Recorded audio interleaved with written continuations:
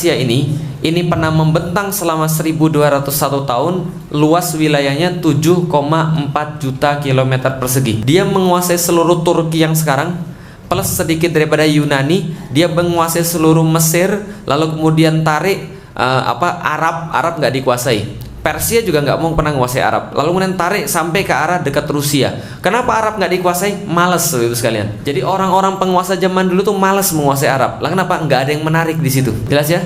Mau nyari apa di situ?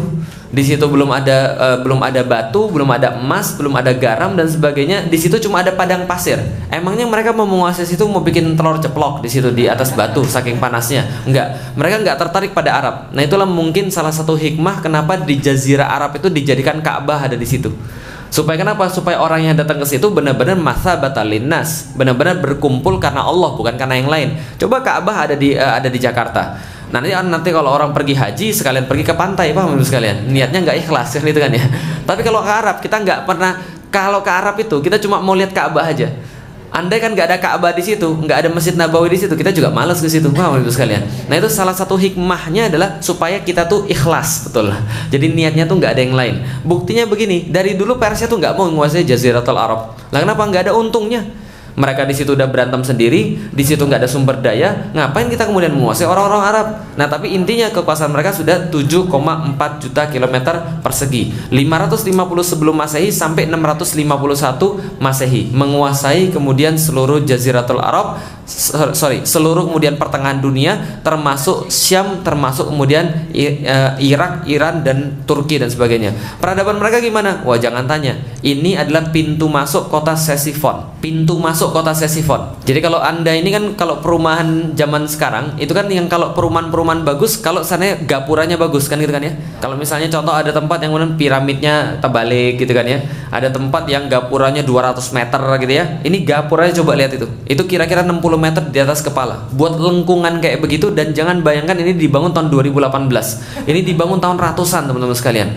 Begitu hebatnya peradaban Persia pada saat itu, dan ini dulu kemudian gerbangnya menutupi seluruh kota. Tapi yang ketinggalan cuma ini doang. Ctesiphon yang merupakan kota yang punya pintu kayak begini, itu salah satu kota di antara kota metropolitan. Jadi kalau andaikan di di Indonesia punya konsep metropolitan, Jabodetabek, Jakarta, Bogor, Tangerang, Depok dan Bekasi misalnya. Mungkin Bekasi harus pakai paspor sekarang ya, Masya Allah. Nah, Ctesiphon itu dulu adalah salah satu kota di antara 7 kota metropolitan. Orang-orang Persia menyebutnya Al-Madain, kota-kota yang 7 yang menjadi ibu kota yang saling berdekatan, dan itu sangat luas sekali. Nah, ini adalah ibu kotanya Persia, Ctesiphon, dan ada 6 ibu kota yang lain yang model kayak begini.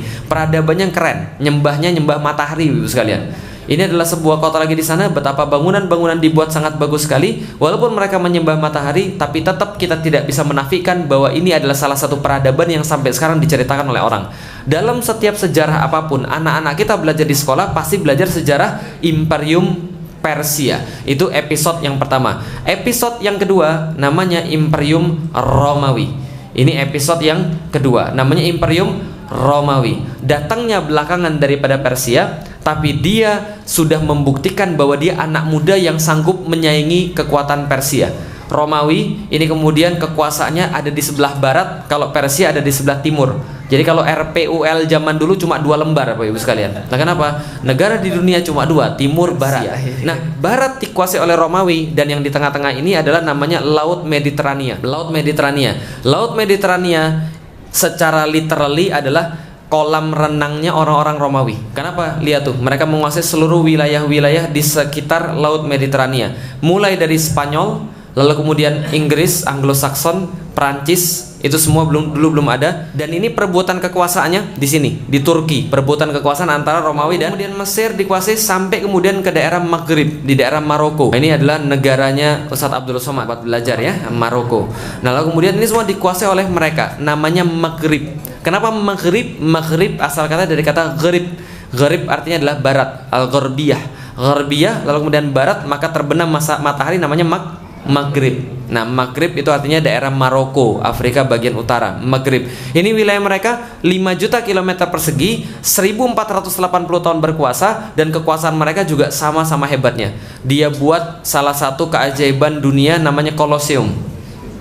Koloseum ini Bapak Ibu sekalian adalah sebuah proyek pencitraan. Jelas ya? Jadi kalau Anda mau tahu tentang pencitraan nggak ada zaman sekarang aja, zaman dulu sudah ada. Jelas ya? Karena kemaksiatan tuh nggak mungkin kreatif. Maksiat tuh gitu-gitu aja. Nah ini ketika kemudian kaisar Romawi menemukan ekonominya lagi hancur, lalu kemudian rakyatnya kacau, rakyatnya kemudian kurang makan, kurang kerjaan dan sebagainya, dia malah bikin hiburan, Koloseum, supaya rakyatnya tertipu dengan hiburan tadi. Lalu kemudian nggak peduli dengan kondisi yang sebenarnya, tapi tetap aja bagus. Yang pengen saya ceritakan adalah Romawi luar biasa. Romawi itu kekuasaan luar biasa hebat, teknologinya maju luar biasa, dan mereka mengadopsi agama Kristen nantinya jadi agama negara mereka dengan beberapa